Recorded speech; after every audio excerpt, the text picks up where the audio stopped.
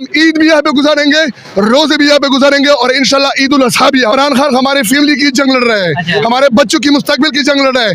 हम ना हो कोई परवाह नहीं है, लेकिन हमारे बच्चों की मुस्तकबिल तो रोशन होगा। सर कहाँ से आए हैं? बन्नू से। क्या वजह है बनू से आप यहाँ पे आए हुए हैं?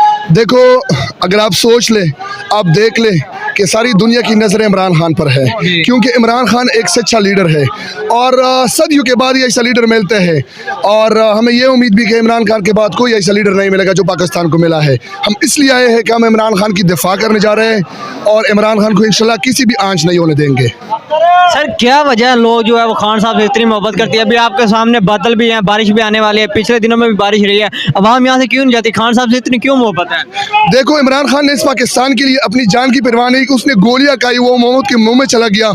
और हम बादल और बारिश को बर्दाश्त नहीं करेंगे तो हमारी कमजोरी होगी, क्योंकि वो हमारी मुस्तकबिल की जंग लड़ रहा है, वो पाकिस्तान की बच्चों की मुस्तकबिल की जंग